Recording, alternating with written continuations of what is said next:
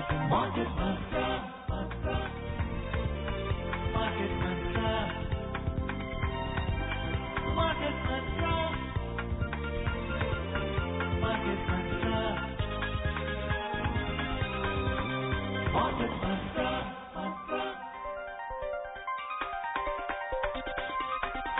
Market Mantra. Welcome to this Thursday's edition of Market Mantra, the program in which we give you a complete update on the economic, business and stock market news of the day. I'm Arjun Chaudhary and with me is my co-anchor in Hindi, Sonu Sood. धन्यवाद अर्जुन। नमस्कार श्रोताओं, market मंत्र में आपका स्वागत है। रोज की तरह आज भी हम देश और दुनिया से आर्थिक, व्यापारिक, शेयर बाजार के ताजा समाचार आप तक लाएंगे और उन पर चर्चा करेंगे। चर्चा के लिए आज स्टूडियो में आमंत्रित हैं वरिष्ठ आर्थिक विशेषज्ञ यामिनी अग्रवाल। यामिनी जी, मार्केट मंत्र में आपका स्वागत है। धन्यवाद। और अब शुरुआत में हेडलाइंस जिन्हें आप तक ला रहे हैं Arjun Chaudhary. Domestic stocks rebounds more than 0.5%. Sensex climbs above 58,800. Nifty surges above 17,500. Rupee weakens by 12 paise against the US dollar and global equity markets trade mixed. घरेलू बाजार सूचकांक आधा प्रतिशत से अधिक की बढ़त में रहे। सेंसेक्स 58,800 के ऊपर बंद हुआ। निफ्टी उछाल दर्ज करते हुए 17,500 के ऊपर पहुंचा। रुपया डॉलर के मुकाबले 12 पैसे की गिरावट में रहा और वैश्विक शेयर बाजारों में कारोबार मिला जुला रहा।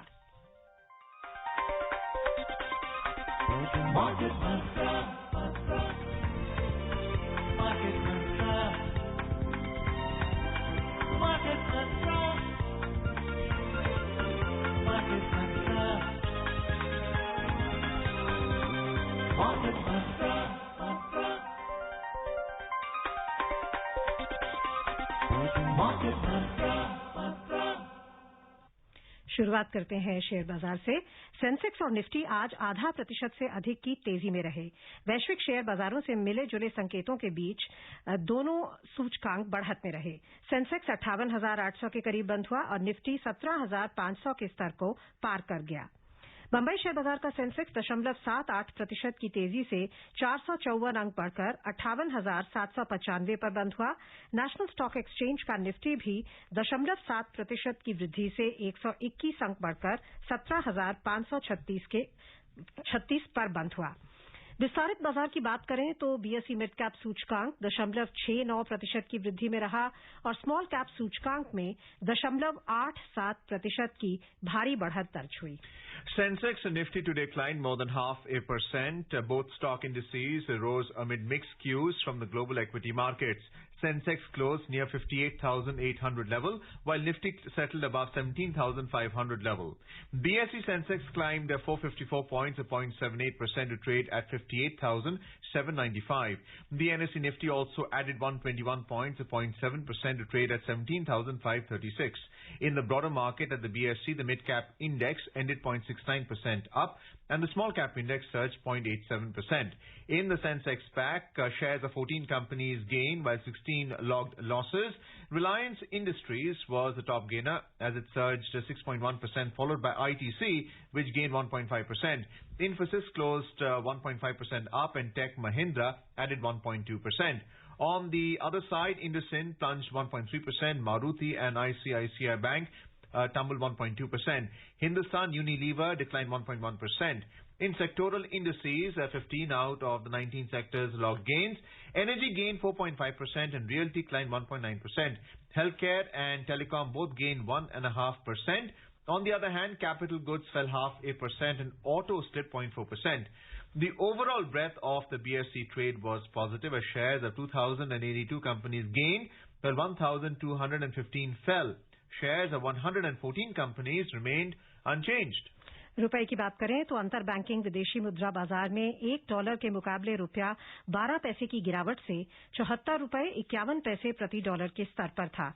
उधर दुनिया की 6 प्रमुख मुद्राओं की तुलना में डॉलर की स्थिति दर्शाने वाला डॉलर सूचकांक अंतर दिवसीय कारोबार में 0.17% कम होकर 96.71 पर था। यामिनी जी, पिछले सप्ताह जो एक भारी गिरावट शुरू हुई थी, लगातार 4 दिन गिरा था, 4 सत्र बाजार, उसके बाद हमने फिर देखा, रिकवर किया, रिकवरी मोड में आया, लेकिन फिर कल गिरावट हुई। आज हम फिर रिकवरी देख रहे हैं। तो बाजार में ऐसे कहें कि पॉजिटिव और नेगेटिव फैक्टर्स हैं जो बाजार को बल भी दे रहे हैं, लेकिन साथ ही उसे नीचे भी खींच रहे हैं? जी देखिए, अंतर्राष्ट्रीय और घरेलू दोनों ही कारण हैं इसके। अगर हम अंतर्राष्ट्रीय कारण देखें तो वहां पे यूएस का डेटा आया है और जिसके अंदर उनकी जो जीडीपी ग्रोथ है वो 2.6% थर्ड क्वार्टर में मानी जा रही है कि आएगी। अनएम्प्लॉयमेंट में भी कमी नजर आई है और जो है ओवरऑल जो डॉलर इंडेक्स है वो बढ़त की तरफ रहा है। ये भी देखा गया है क्योंकि पोवेल जो है सेकंड टर्म के लिए आएंगे तो जो इंटरेस्ट रेट हाइक्स हैं वो जल्दी आ सकते हैं, जिसके तहत माना जा रहा है कि यूएस डॉलर इंडेक्स बढ़त ही दिखाएगा। एफआईआई का जो रुझान है वो यूएस की तरफ हो जाता है। यूरोप के अंदर कोविड के जो इन्फेक्शंस हैं उसकी वजह से हमने देखा एक स्लो डाउन रहा है और लॉकडाउन की स्थिति रही है। चाइना एक स्लो डाउन की स्थिति में देख रहा है। जहां तक हम घरेलू कारणों की बात करें, वहां पे घरेलू कारणों में कोविड की स्थिति पे नियंत्रण पाया गया है। काफी जगह ओपन कर दी गई है इकोनॉमी और रिकवरीज बहुत फास्ट पेस पे चल रही हैं। ग्रोथ रेट्स को ज्यादातर अंतर्राष्ट्रीय एजेंसीज ने 9.5% पे माना है।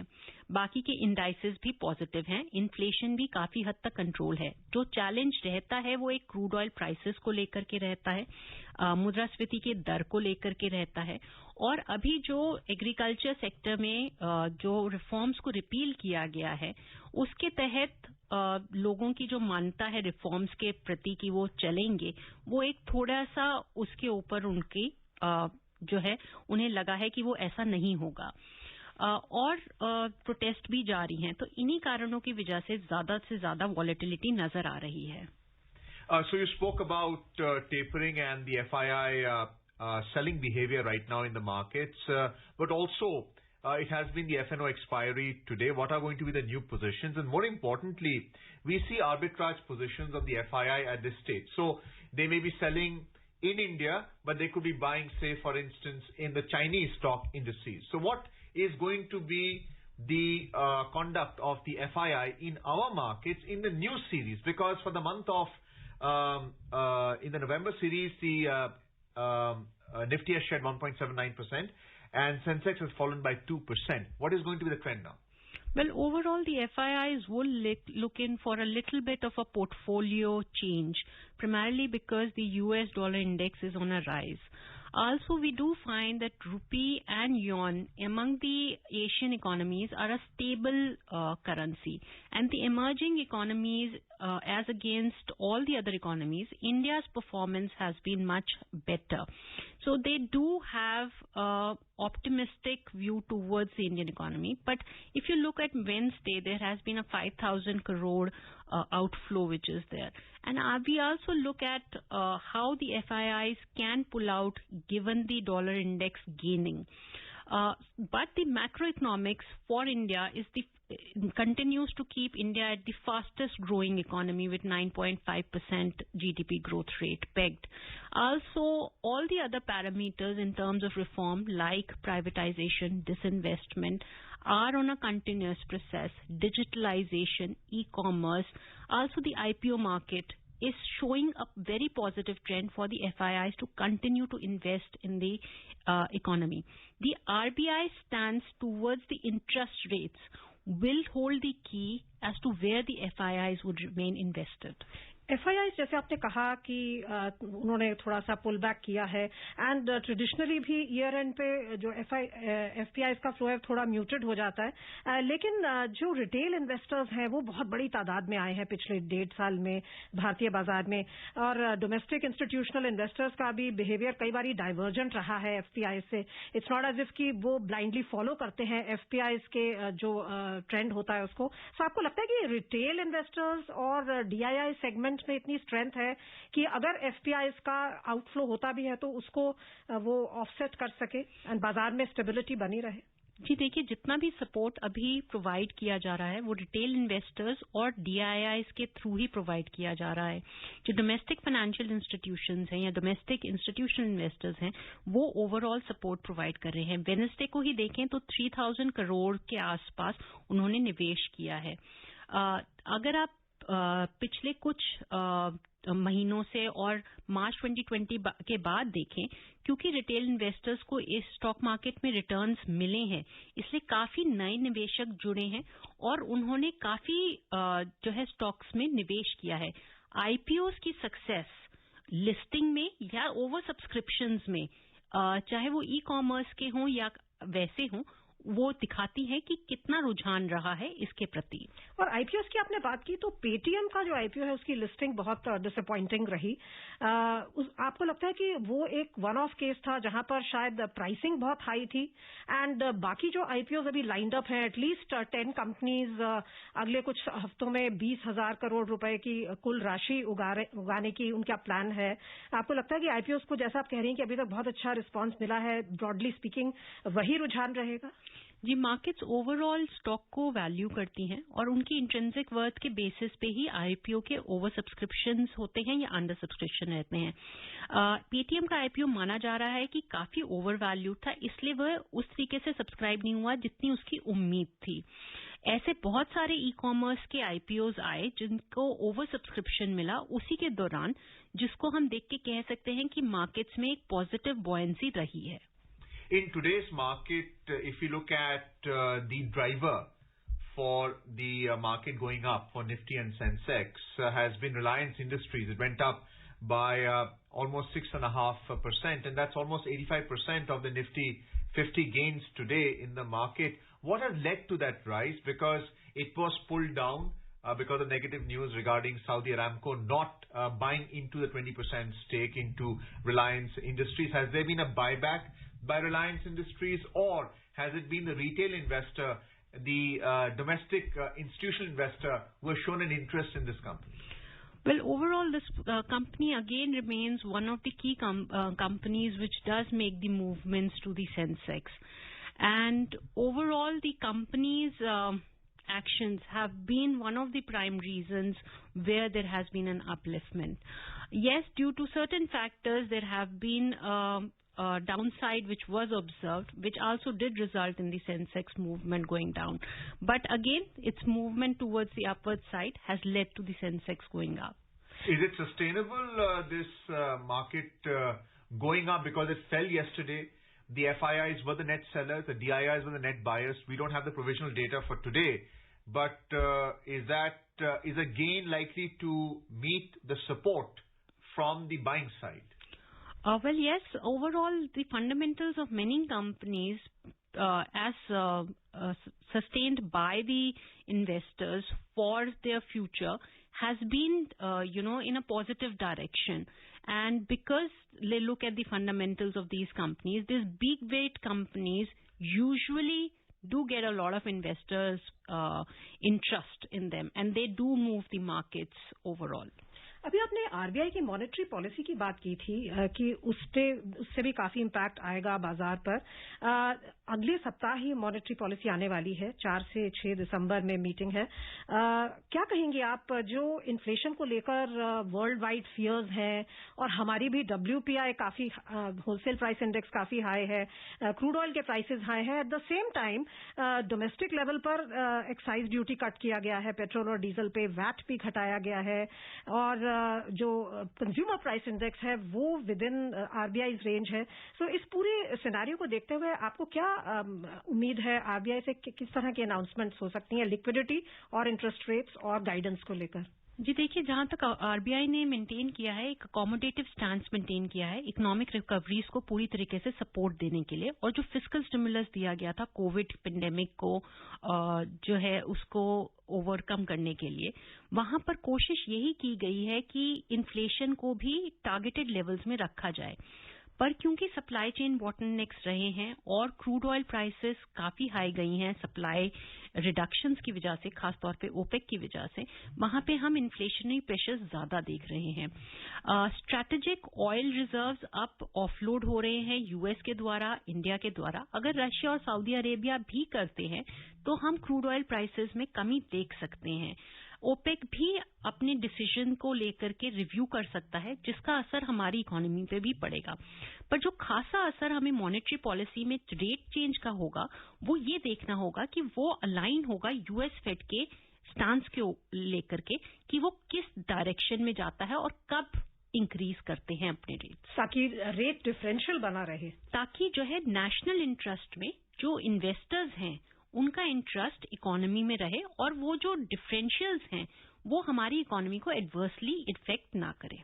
So let's have a linkage of inflation and the macroeconomic data related to oil and gas. So we saw the oil and gas sector in the stock market today went up by 1%. What is the fundamental behind that? Is a margin, the gross margin for refiners, has it going up because of high oil prices and the retail price point for the consumer? Well, overall, the profitability does improve because they work on the previous inventories which are there. So they peg it immediately on the newer prices. So there is an overall benefit that does fall on them. और आपका broad outlook क्या है बाजार के बारे में, क्योंकि एक समय था जब बात हो रही थी कि 80,000 तक भी पहुंच सकता है। सो अभी आपको लगता है कि सारे जो हमारे फंडामेंटल्स हैं, इकोनॉमिक फंडामेंटल्स, चाहे वो जीएसटी कलेक्शंस हो या डायरेक्ट टैक्स कलेक्शंस हो या एक्सपोर्ट्स के फिगर्स हो या purchasing managers index of manufacturing and even services, बहुत अच्छे मजबूती पर है। सो ये सारी जो इकोनॉमिक रिबाउंड के जो संकेत हैं उनको देखते हुए आप क्या एडवाइस देंगी इन्वेस्टर्स को? क्या ये जो अभी तक करेक्शन हुई है लगभग 6% की ऑल टाइम हाई से जो अक्टूबर में अचीव हुए थे, क्या इसे एक हेल्दी करेक्शन की तरह देखा जा सकता है या इसे आप एक कहेंगे कि ग्रेजुअल क्रैश है बाजार का? जी देखिए कि हेल्दी करेक्शन है, क्योंकि ओवरऑल जो मैक्रो इकोनॉमिक डेटा है रिबाउंड को लेकर के वो एक काफी अच्छा डेटा है। ओवरऑल ऑप्टिमिज्म है इंटरनेशनल एजेंसीज का भी और डोमेस्टिक एजेंसीज का भी ग्रोथ को लेकर के, और बाकी सारे मैक्रो इकोनॉमिक इंडिकेटर्स जैसे आपने कहे। इन्वेस्टर्स को लेकिन एक कॉशियस मेजर अडॉप्ट करना चाहिए। निवेश के लिए एक हाई टाइम कभी भी बहुत अच्छा नहीं रहता। वैल्यू स्टॉक्स में अगर निवेश करना है तो वो एक बेहतरीन सुझाव रहता है। और कौन से ऐसे सेक्टर्स हैं जिनमें आपको लगता है कि अभी वैल्यू है? कैपिटल गुड्स और इंफ्रास्ट्रक्चर एक ऐसे दो सेक्टर्स हैं जिनमें अभी भी वैल्यू नजर आ सकती है। Nifty Bank has underperformed according to reports. It only fell by 77 points, which is even less than 0.25%. What is the optimism in the banking sector for PSU banks and for private banking? Private banking stocks do see a capital gain, major appreciation, whereas PSU stocks, PSU banks especially, they go up only on the basis of specific triggers. Well, overall, there have been a lot of banking reforms that have been there. Also, disinvestment is one of the factors which is playing a key role. The insolvency and the bankruptcy code, which allows the NPAs to be resolved faster, is also an important indicator. Also, the amendments which the government has been proposing in the NCLT to bring about adequate recovery for the NPAs is also an important indicator. Capital infusion is also what has added to value in many banks. Overall, again, bank credit, if you look at the reports lately, has gained prominence, especially in the retail loans, especially because of the pent-up demand because of the festivities and the rebound in the recovery. So these are certain added figures to the valuation of the banking sector. We also saw that the healthcare index went up by 1%. We know that the COVID situation has brought about a great deal of speculation in this particular sector because of the vaccine and other related services. Do you see this as a rotational ploy on the part of DIIs moving from one sector to another sector? That's why we are seeing a gain. Or there any news driving healthcare stocks right now? Well, healthcare stocks pharma stocks and education stocks usually are the ones which are not affected by recession. And because of the pandemic, yes, healthcare has been one of the sectors which does indicate a very positive growth in terms of their numbers.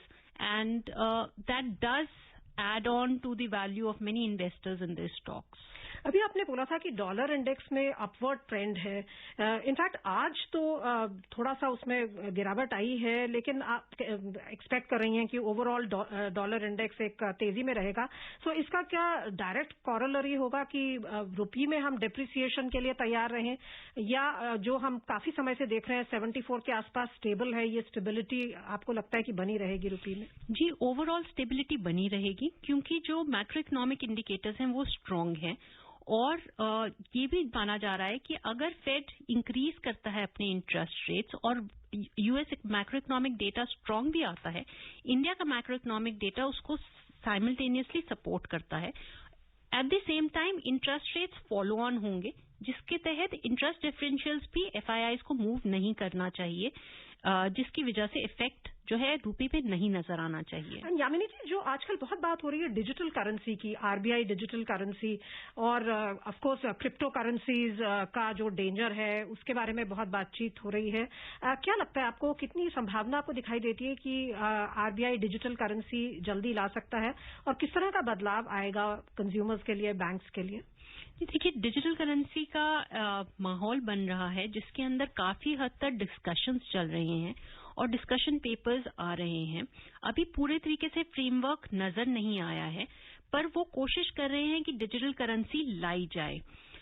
Crypto currencies जिनका कोई source नहीं होता कहीं से लाने का, और एक ऐसी करेंसी होती है जो पेमेंट के मीन्स पे एक्सेप्टेड होती है, वो करेंसी को बैन करने की बात चल रही है. उसकी लीगैलिटी पे भी काफी इश्यूज रेज हो रहे हैं. आइए अब चर्चा को आगे बढ़ाने से पहले अंतर्राष्ट्रीय बाजारों पर भी एक नजर डाल लेते हैं. एशियाई बाजारों में आज मिला जुला रुख था. जापान का निक्केई सूचकांक 0.7% की बढ़त में रहा और हांगकांग के हैंगसेंग में 0.2% की वृद्धि दर्ज हुई. लेकिन दक्षिण कोरिया का कॉस्पी 0.5% के नुकसान में रहा. चीन के शंघाई कॉम्पोजिट सूचकांक और सिंगापुर के स्ट्रेट्स टाइम्स दोनों में 0.2% की गिरावट दर्ज हुई. यूरोपीय क्षेत्र की बात करें तो दिन के कारोबार में यहां रुख हल्की बढ़त का था. लंदन का फुटसी 0.1% की वृद्धि पर था. फ्रांस के कैक में 0.3% की बढ़त थी और जर्मनी का डैक्स 0.2% की वृद्धि पर था. यामिनी जी, आपकी संक्षिप्त सी टिप्पणी चीन की स्थिति पर. चीन में काफी संकट थे अभी, रियल्टी सेक्टर को लेकर, प्रॉपर्टी सेक्टर को लेकर कुछ स्लो डाउन की भी बात थी. 4.9% आया था उनका जीडीपी ग्रोथ. अभी कैसा लगता है आपको, चीन की आर्थिक स्थिति कितनी इंपॉर्टेंट है पूरे विश्व के ग्रोथ के लिए, और अभी क्या आपको वहां का आउटलुक दिखाई देता है? जी, ओवरऑल एक स्लो डाउन का फेज चल रहा है. उसके लिए जरूरी है कि ज्यादातर मार्केट्स रीबाउंड करें, क्योंकि उनका जो बेसिस है इकोनॉमी का वो एक्सपोर्ट्स रह रहा है, और जिसके तहत जो संसार भर में जब तक इकोनॉमी रिकवर नहीं करती, और क्योंकि वो एक ग्लोबल सप्लाई चेन के पार्ट हैं, वो रिकवर नहीं करते, तब तक उनकी इकोनॉमी एक स्लो डाउन के फेज में रहेगी. Moving on to the U.S. stock market. U.S. stocks recovered some ground yesterday as crude prices lifted oil companies. However, investors remain cautious, focusing on rising COVID-19 cases in Europe, weaker economic sentiment in Germany, and various U.S. economic data. The Dow Jones Industrial Average ended flat, while the S&P 500 gained 0.2% and the Nasdaq Composite Index climbed 0.4%. Even though, Yamini, the theme is that inflation and high oil prices is affecting not only the U.S. economy but the global economy. If you look at the strategic oil reserves of the U.S. government, they have 600 million plus barrels in their 4 key locations. But the news coming from there is a supply chain disruption, and this has been since COVID-19 and the dispute with China. How do you see the U.S. remedy it at a macroeconomic from the macroeconomic point of view? Well, inflation continues to be a concern for all the economies today. One, because of the supply chain disruptions, and other because of the crude oil prices. There is a strategic pressure which is being put on the OPEC primarily to increase the supplies, for which strategic reserves are being opened and being floated in the market. Again, one has to wait for the OPEC because these reserves may not come directly and they would want the OPEC to increase the supplies. And since they're the exporting companies, their basis for volumes is more than the prices. So it makes a more suitable case for the OPEC to bring in the supplies and reduce the inflations than otherwise getting the strategic oils in place. Yamini जी, अगर हम US India trade policy forum की बात करें, वो reactivate हुआ है 4 साल के बाद और अब उसके तहत बात हो रही है कि शायद जो जनरलाइज सिस्टम ऑफ प्रेफरेंसेस था जिसके अंदर हमारे एक्सपोर्ट्स को टैरिफ कंसेशंस मिलते हैं, वो फिर से रिवाइव हो सकता है. ये कितना इम्पोर्टेंट होगा भारत के एक्सपोर्ट्स के लिए? जी, बहुत इम्पोर्टेंट होगा क्योंकि एक्सपोर्ट्स को कॉम्पिटिटिवनेस वहीं से मिलती है और उनको फायदा पहुंचेगा अगर वही सिस्टम रिटेन रहता है तो. और इक्वलाइजेशन लेवी पर भी 2% इक्वलाइजेशन लेवी जो है ई कॉमर्स पर, उस पर भी कुछ एक सहमति बनी है और यूएस ने कहा है कि हम अपने जो रिटेलिएटरी स्टेप्स से उनको वापस लेंगे. सो आपको लगता है कि ये जो यूएस के साथ हमारे बायलैटरल रिलेशंस में सुधार, वो भी एक बहुत इंपॉर्टेंट डेवलपमेंट कहेंगे? जी बिल्कुल, एक स्ट्रैटेजिक डेवलपमेंट है जो ट्रेड और बाकी चीजों के लिए पॉलिटिकली भी हमें फायदा पहुंचा सकती है. So the trade relations also has an impact on the valuation of the rupee. So you have both the trade surplus or the deficit with the U.S. Economy and rising oil prices. How do you see the rupee withstand both pressures? Well, I see the rupee to be more stable because of the macroeconomic data that is coming. Also because of the interest of the FIIs in the emerging economies where India continues to be the fastest growing economies. Crude oil pressures are likely to loosen out after some time, maybe not now, as and when the OPEC decides to increase its supply. So inflation would remain a concern for us. Yamini जी, एक छोटी सी टिप्पणी आपकी. Turkey में जो lira है वो उनकी currency 45% उसमें डेप्रिसिएशन हुई है 2021 में. कल एक दिन में 15% डेप्रिसिएशन हुई. क्या ये बाकी जो इकोनॉमीज है उनके लिए कुछ कंटेजियन इफेक्ट हो सकता है या is it a localized problem? जी देखिए, टर्किश इकोनॉमी के अंदर काफी प्रॉब्लम स्टार्टिंग से रही हैं और टर्किश लेरा बहुत बार जो है काफी हद तक लुढ़का है जिसका असर बाकी इकोनॉमीज पे होता है, पर उसे एक बेंचमार्क नहीं मान सकते इमर्जिंग इकोनॉमीज की स्थिति को लेकर के.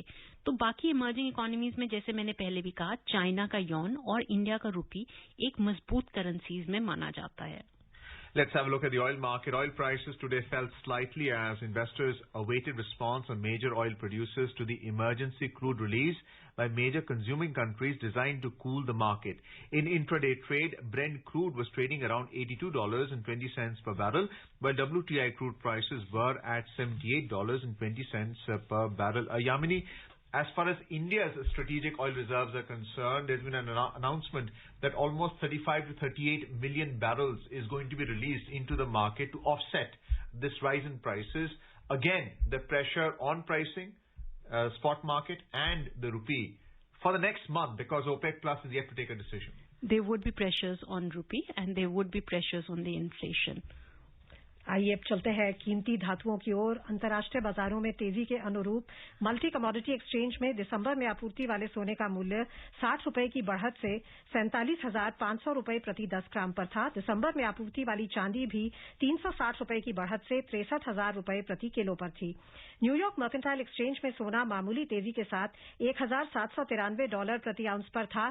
चांदी भी बढ़त दर्ज करती हुई $23.70 प्रति आउंस पर कारोबार कर रही थी. जो अभी स्थिति है इन्फ्लेशन को लेकर और एक अनसर्टेनिटी जो बनी हुई है, ऐसे में आपको लगता है कि सोने का एक सुरक्षित निवेश के रूप में आकर्षण बढ़ेगा? किस तरह का ट्रेंड देखती हैं आप आगे चलकर सोने में? जी, ओवरऑल जब भी वॉलेटिलिटी मार्केट्स में बढ़ती हैं, खासतौर पे स्टॉक मार्केट्स में, या कोई भी अनसर्टेनिटी होती है इकोनॉमी में, जैसे कि कोविड के इन्फेक्शंस को लेकर के हो या किसी और अनिश्चितता को लेकर के हो, लोगों का रुझान गोल्ड की तरफ या सोने की तरफ होता है एक निवेश के माध्यम से, और उसमें काफी हद तक रिटर्न्स भी मिलते हैं और वो ऊंचाइयों पर भी जाता है जब भी निवेश आता है.